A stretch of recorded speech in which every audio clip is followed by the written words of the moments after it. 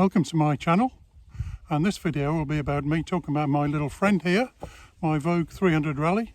Tell you what I think about it. I've had it for nearly 3,000 kilometers now and going strong, and I'll tell you what my views and opinions are. I don't know if you'd call this a disclaimer, but I am not a professional rider. I'm not an instructor. I started riding dirt bikes and off-road adventure bikes when I was 65, now 70, and I'm called, I would say I'm a hobby rider, occasional rider. And I just love it.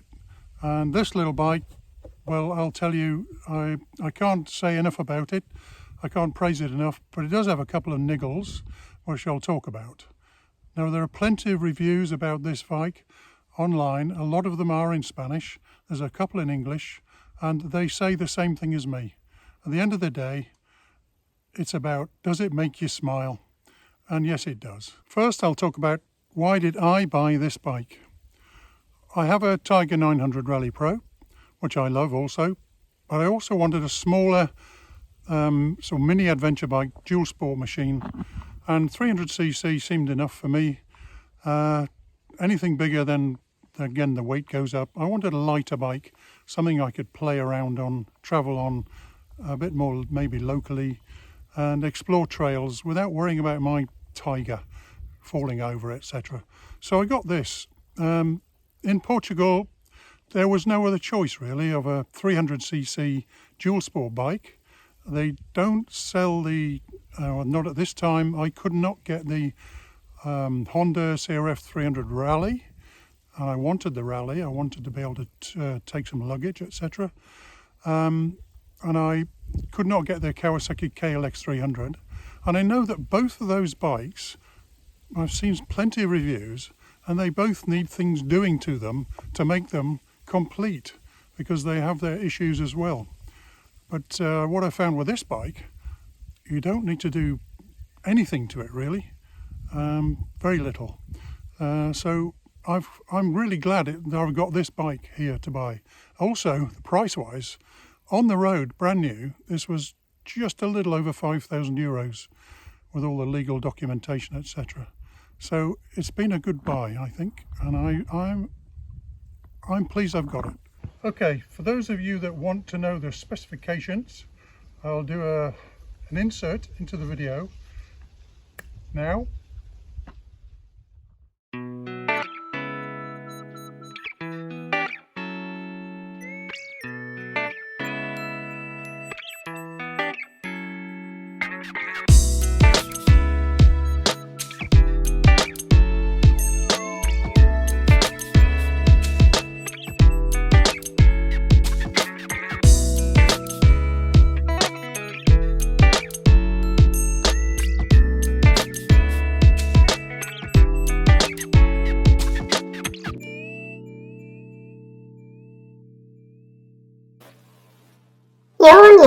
Boing, boing. And for those that don't need to know all that stuff, I'll just talk about the bike. Okay, front wheel 21 inch. The only thing I would say is that the tyre sizes are in inches. This is a 3 by 21, and that's unusual because most things these days are metric. And of course you can get metric equivalents. Well, I don't know why. They are Chinese tyres, Tim Sun. They work very well in everything I've done so far. And the rear is an 18 inch. Tyre size on the rear is a 510 by 18. They've got a good tread, nice bar tread, quite rounded. They perform well on the highway, on the roads, because they roll well. But they also dig in nicely off-road, and they're not what I'd say noisy. Front upside down forks. Everything on the bike is made by Voge. It's totally, you know, using their own products, their own equipment. Comes with lower engine bars and a splash plate, I'd call it. It's not, it's plastic. To take some of the mud up. It's not really an engine bash plate, but you can get those online, as I've found, and you can also buy higher engine bars now. Comes with these hand guards. When this has been over on its side a couple of times, it's static, and you can see a scratch. It's worked. The lights are all LED except headlights, say indicators, rear light LED. Standard exhaust does have a heat shield on it, and it did come with footrest, which I've taken out for the rear. I tried getting my partner sat on the back with me on this, and really we're both 6-footers. It does not work, so made for little people maybe. But it's also quite a high bike. It's higher than my Tiger, to be honest. I sit on the Tiger, get both feet firmly on the ground, but on this I do get both feet on the ground, but it's a higher bike, and I'll give you the ground clearance in the specs. Okay, comes with this screen. Now this screen is amazingly effective on the highway. I was surprised. And on the back it comes with this rack, but not these parts. This is the basic rack, the rack here, which is very useful. And I've made something for this, a mounting for this 3-litre fuel can, just for the occasional time that I might need it. And today I'm going to use it because the fuel gauge, it does not have a fuel gauge. It's a nice little instrument panel. Shows you your gears, etc., and it shows you your trip and odometer. But it does, and it shows you your ABS light. But it doesn't have a fuel gauge. So I've been out once already and measured the distance it takes to run out. It does have a warning light when there's a reserve, but I'm going to do it again now it's running, and see what just how far it will go. And I've got 3 litres with me for when it does, and I'll tell you about that, how far it goes. Fuel tank is 11 litres. That's quite adequate for this bike. The seat is actually quite comfortable for what this is, and I've ridden this for 3 days. My first ever solo off-road trip, if you've ever seen any of those videos. For 3 days, of course you're not sitting all the time, because you do stand up and sit down because dual sporting, but after an hour you know you've been on it. But I can ride it all day on and off-road and just go all day on it, so that's not what I'd call uncomfortable, only if you were to sit on it for hours, which is not made for that. I find the foot pegs to be adequate. I've got size 11 boots, and I stand up on here with no problem. Find it quite comfortable. There have been issues about the people saying about the gear change lever being a bit short and awkward to get at, and it doesn't bend, but it does bend if you bend it. And this did go over once and bent it slightly, but that should be bendable. If I could replace this, I would, with a one that folds, and obviously these pedals fold. The other thing I found is that the side stand seems, it's got a lot of play in it sideways, but it's perfectly strong. It feels perfectly adequate. I've stood on there, put my weight on there, although I don't think I'd want to keep that as a practice. I've got something I wouldn't, it looks well made and sturdy and solid, but if we keep adding 90 kilogram plus whatever else is on the bike on a regular basis, I don't know if it'd be that good for it. So I'll avoid that. Or I can get my leg over most of the time. So I'll rephrase that. I can get my leg over this bike. So I like the look of it. It only came in choice of 2 colours. This one happened to be in the shop and I like it. And there is a blue and white one, and that's your choice in Portugal at the moment. And the other thing I've done is made these bars here purely to keep luggage off the exhaust. I know it's got this flimsy heat shield, but any sort of plasticized luggage could touch there, so this will keep it off, and I've done that myself. The indicators at the back, say it's been over on its side a couple of times. They're tucked in out the way. I've had no problem with them. the mirrors so far, but I have a feeling it's only a matter of time before I replace them with some unbreakable ones for off-road. So overall, I love this little bike, and I'll now go out and do some riding, show you some things I do on it. Well, before we set off, I just thought I'd show you around this little spot here very briefly, because this is the kind of place this little bike takes me, and you can have a ride out in the country and just stop somewhere so peaceful. But you're not far off a road, but look at this, isn't it just gorgeous? It's nourishment for the soul, and so is riding this bike. The ABS, there's a little indicator. The ABS is on, the engine's not running, but in order to take the rear ABS off, it's a simple button push here until this light starts flashing, which just takes a couple of seconds, and that disables the rear ABS if you want to do that.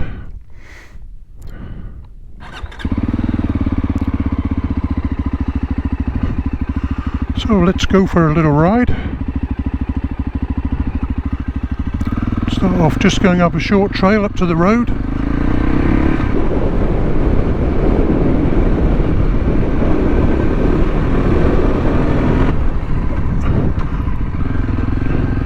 See how easy that just flicks over there, turn around. So agile.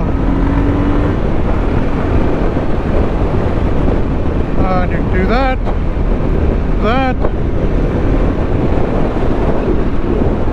beautiful. Just relax and enjoy playing with this little bike. Let's take another trail here. This is what I love about the dual sport life. You can just go from that to this. Now I'm sitting down, and it's not harsh terrain, it's bumpy, it's got rocky, but that suspension's doing a good job. I'm doing 50 kph. It's not fast, I know. I'm not an enduro rider, I'm not a racer. This is me enjoying riding a little bike off-road. But when it gets a bit bumpy, you can stand up. There is traffic out on these roads, as you can see by the tyre treads. So you've got to be careful on these corners. So look, this little thing you can wind it up.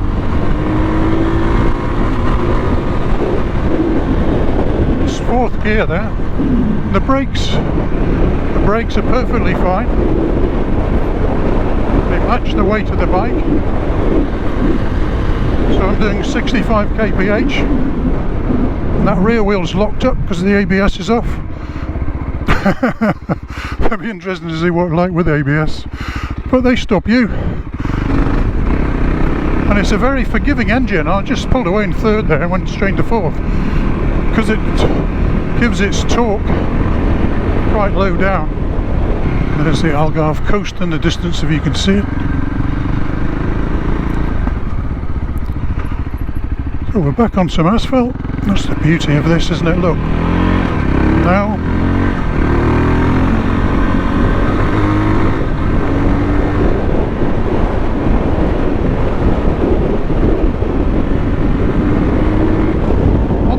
this windscreen's providing good protection. 70 kph now, about 50 miles an hour, and I'm not really getting much on my chest area, not at all. I mean, it's a lovely over 20 degrees temperature, so it's not cold, but I'm only wearing a ventilated mesh jacket and a thin enduro jersey over the top, and I'm feeling some air flowing through, which is cooling, but it's not cold. I've ridden this in colder weather and it does provide good protection, but these tyres are rolling nicely, so we can find a bit more dirt somewhere. So we've got something a bit looser here.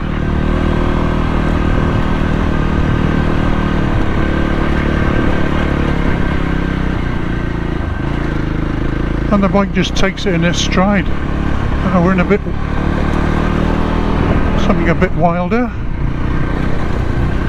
nothing extreme. I do my best to avoid extreme, but look, this is quite loose, bumpy, potholes, rocks, grit, sand, gravel, all in. Look at these rocks bouncing over here. And that engine just, I say, it's like a little donkey. It just plods along. I'll call it a donkey or a mule. Just there. And if you want to open it, it's there. But there's nothing snatchy about that throttle. Very progressive. I had an enduro bike before this. I did not like that throttle that used to just snatch you away. Obviously made for a very different purpose than this. Now this is quite interesting riding. And the bike is taking it nicely.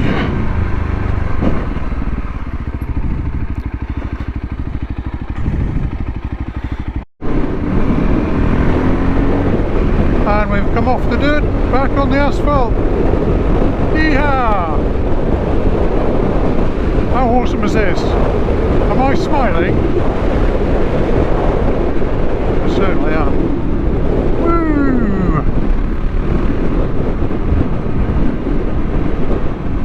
I am what you could call a cautious rider. Quite respectful of my ears and body. And I want to preserve what's left for as long as possible.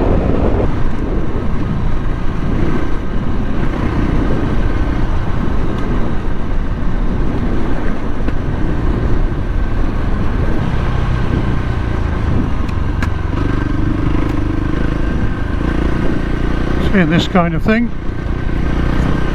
it just feels so nimble.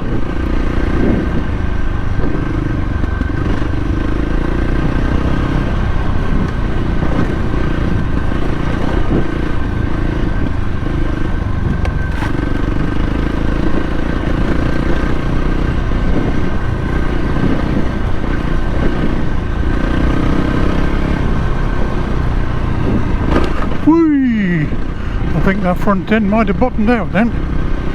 Whew. Another one there, careful.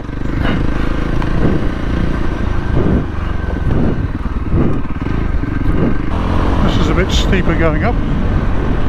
We'll come down, go up here and come down again.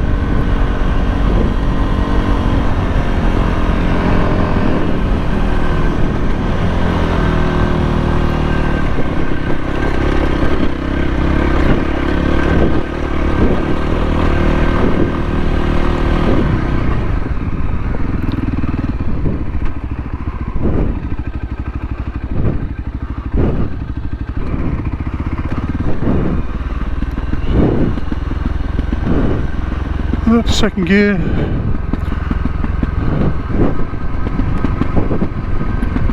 We changed to first. Look at this, just great gearing. I think it goes everywhere so well.